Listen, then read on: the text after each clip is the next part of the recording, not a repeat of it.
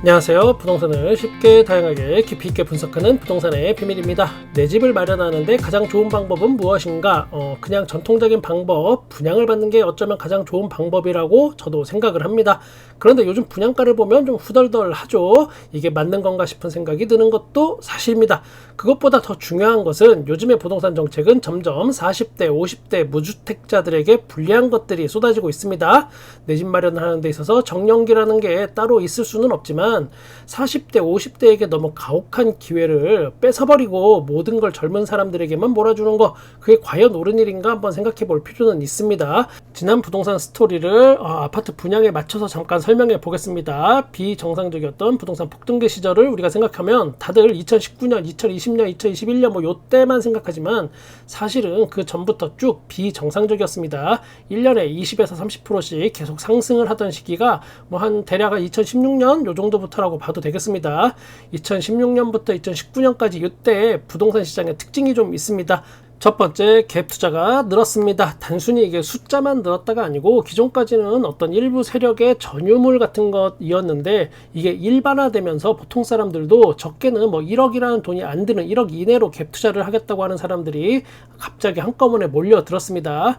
두 번째, 그 갭 투자들이 부동산 규제 정책에 따라서 지방으로 원정 갔다가 아니면 다시 서울과 수도권으로 원정 매매 왔다가 이렇게 규제를 피해서 때를 지어서 왔다 갔다 했었습니다. 세 번째, 그 갭 투자들이 이제 단타가 많아졌습니다. 길게 보고 투자용 부동산 취득이 아니고 양도세를 많이 내더라도 1년 정도 지나면 바로 팔아버리는 이 부동산 단타를 많이 했었습니다. 유행이. 가장 인기는 역시나 뭐 부산 지역이었고 그 밖에 지방 대도시들, 그 다음 수도권 서쪽으로 역시나 인천, 그리고 남쪽은 화성시 동탄, 그리고 수원 영통 이쪽 동네가 있었습니다. 네 번째, 아파트 단타가 이제 재미가 없어지니까 빌라 단타 갭 투기로 이제 뛰어들게 됩니다. 사람들이.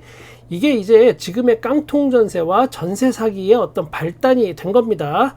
다섯 번째, 아파트와 빌라로 뭉칫돈이 이렇게 한꺼번에 몰리니까 이제는 부동산 규제를 피해서 부동산 아파트 이외에 다른 걸 하게 됩니다. 지식산업센터 아니면 생활형 숙박시설, 뭐 수익형 호텔 등등 이런 것들이 이제 건설사들이 인허가를 막 내기 시작합니다. 이때 무리해서 각 건설사들이 이제 이러면서 또 땅을 비싸게 사들입니다.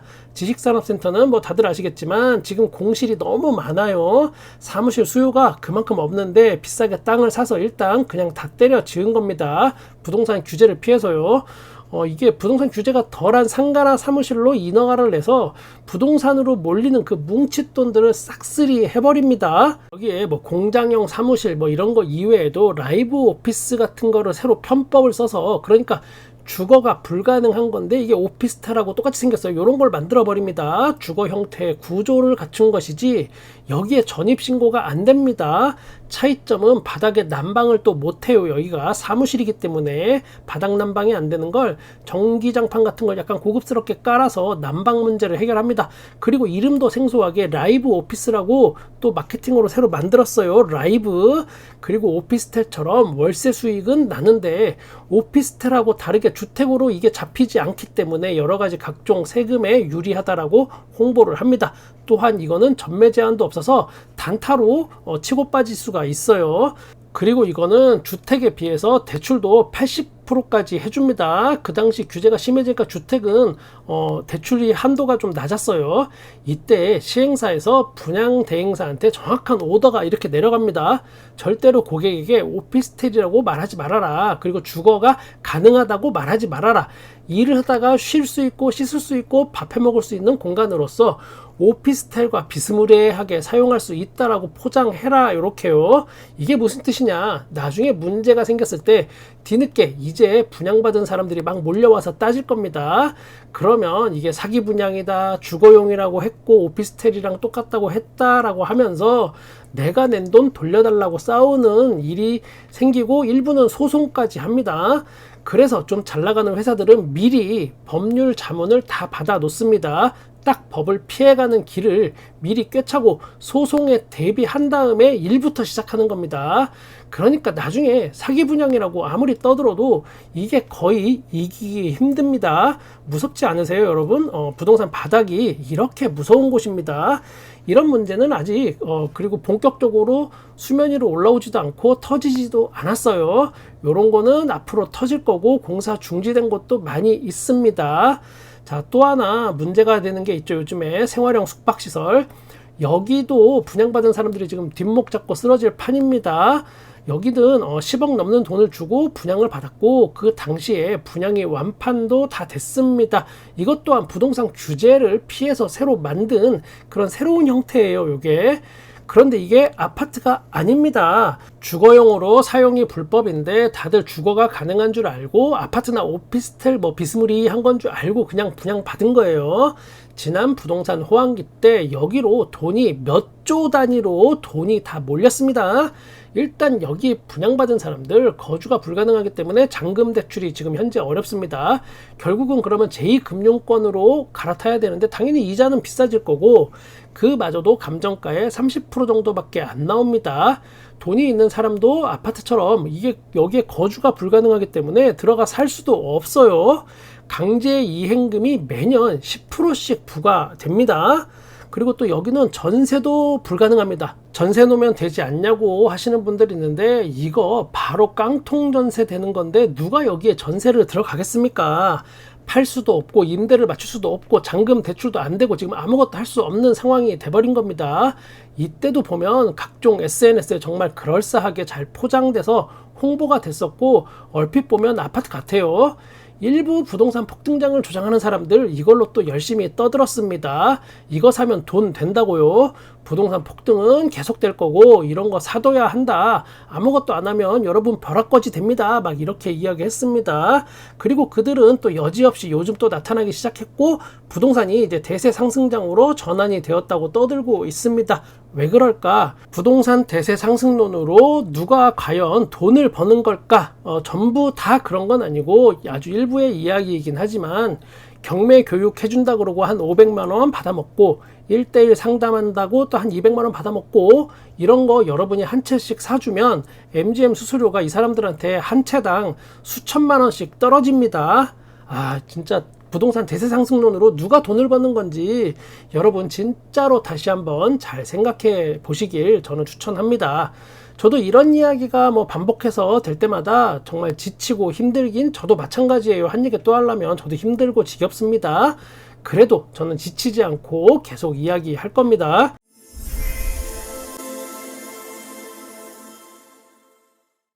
그리고 6번째 특징이 있는데 이때 건설사들이 서로 경쟁적으로 비싸게 땅을 사들였습니다. 아직도 공사비가 올라서 분양가가 비싸다라고 이야기하는 사람들이 있는데 이거 잠깐 보시죠. 철근 재고 1년 새 36% 급증, 손해보고 팔아도 남은 물량이 더 많아. 제가 지난 영상에서 간간히 이야기한 제 부자친구랑 돼지 껍데기에 소주 먹으면서 한 이야기 말씀드린 적이 있죠. 몇 번씩 계속 얘기했어요. 사실 요즘 자집이 다 내렸다고. 그런데 현장에서만 반영이 안 될 뿐이다 라고요. 이 기사의 내용은 지금 건설 자재 가격이 다 내렸다는 겁니다. 톤당 90만원짜리를 이제는 70만원에 재고 떨이 중이고 물량 과공급이 돼서 생산량도 확 줄이고 있습니다. 시멘트도 물량이 남아서 지금 재고가 넘쳐요. 요게 지금 팩트예요. 물론 이 기사의 요지를 제가 해석해보면 그러니까 건설 경기가 어렵고 집을 안 짓는다 이러다 다 죽는다 좀 도와주자 이런 이야기가 골자인 것 같은데 아무튼 팩트만 골라내면 이렇게 됩니다. 계속 공사 원가는 줄어들고 있습니다. 다시 비싸게 땅을 사재낀 건설사들 이야기로 돌아가서 이야기하면 결국 이게 지금의 부동산 PF 사태의 어떤 한 축이 되어버립니다. 이게 비싸게 땅 산 거. 네네 맞아요. 그 레고랜드 사태가 결정타였고 요것도 지금의 결정타가 된 것도 맞아요. 건설사 부도설이 나돌아서 난리가 났던 그 회사들이 여러 개 있죠. 그 중에 하나가 서울의 성수동 땅을 완전히 싹쓸이 해버립니다. 그때 굉장히 비싼 가격에 샀었고 주변에서도 이 업계에서는 다들 걱정했어요. 저러다 훅 가는 거 아니야? 막 이렇게요. 그게 회사가 오늘 내일 하는 어떤 결정적인 원인이라고 지적하는 사람들도 많이 있습니다. 그러니까 여러분, 국민들이 잘못해서 부동산 PF가 일어난 게 아니에요. 이 사태가 일어난 게 다 높으신 분들, 돈 있는 분들이 어떤 실수, 뭐 자기 잘못 이런 게 지금 다 들이닥치는 겁니다. 그 외에도 서로 빈 땅을 사려고 건설사들끼리 막 경쟁하다 보니까 땅값이 막 계속 확확 올라가 버립니다. 그러니 아주 비싸게 분양을 해야지만 이제는 수지타산이 맞습니다. 제가 제일 화나는 거는 이 모든 책임을 마치 무지한 국민들이 쥐뿔 알지도 못하면서 분양가가 비싸 막 이렇게 징징거리는 것처럼 포장을 하고 분양가가 폭등하는 게 마치 당연한 것처럼 몰아간다는 겁니다. 이런 부분은 좀 제가 화가 많이 나요. 그리고 2020년, 2021년에 특징이 있는데 젊은 사람들이 막 부동산에 뛰어들게 됩니다. 매매 시장에. 앞서 이야기한 것들로 인해서 이제 아파트 가격이 폭등하고 그 외에 전체적인 부동산 시장이 과열되면서 영끌족들이 뒤늦게 인생을 건 도박을 하는 거죠. 근데 저도 중개를 하면서 많이 이야기를 해보면 이 사람들도 그때 영끌을 하고 싶어서 했던 건 아니에요. 원래 1순위는 다 분양을 받으려고 했습니다. 이 사람들도 1순위는 다 분양이었습니다. 분양을 받고 싶은데 이게 청약에 당첨되기가 너무 힘든 겁니다. 그리고 조건도 너무 까다롭고요. 아무래도 오랫동안 청약통장을 잘 준비해 두고 가점도 착실하게 쌓아온 40대 50대 무주택자들이 당첨 확률이 더 높고 유리하긴 하겠죠. 저는 그래도 개인적으로 오랫동안 준비한 사람들, 무주택자들이 더 우대를 받아야 한다라고 저는 생각합니다. 그런데 정책을 준비하는 분들의 생각은 저와 좀 많이 다른 것 같습니다. 20대 30대를 위한 정책이 계속 쏟아지면서 반대로 이제 40대 50대는 역차별을 가하는 그런 정책들이 계속 쏟아집니다. 신생아 특례 대출 같은 경우도 아주 대표적인 역차별이 됩니다. 싸게 저렴하게 대출 금리를 낮춰주는데 국가에서 돈 들여서. 근데 이게 나이 제한은 없지만 40대 50대가 물리적으로 이제 출산을 해서 신생아 특례 대출을 받기는 사실상 어렵습니다. 그것도 열심히 그리고 성실하게 일했지만 전세 올려주고 뭐 애들 키우고 학원 보내고 큰 돈을 모으지 못한 40, 50, 60 세대 무주택자들에게 가장 효과적인 내 집 마련 방법이 뭐가 있냐? 그 중에 하나는 역시나 저는 공공분양이라고 생각합니다. 공공분양은 그래도 국민 눈치가 좀 보이기 때문에 민간분양처럼 이렇게 막 무식하게 막 배째라 하고 비싸게 공급하기는 좀 어렵습니다. 탄생 취지부터가 공공분양은 서민들 주거 안정이 목표에 있습니다. 그런데 그런 공공분양의 룰이 이번에 또 바뀌었는데 이번에 또 젊은 세대에게만 혜택을 몰아주기를 하면서 중장년층의 희망을 확 꺾어버렸습니다.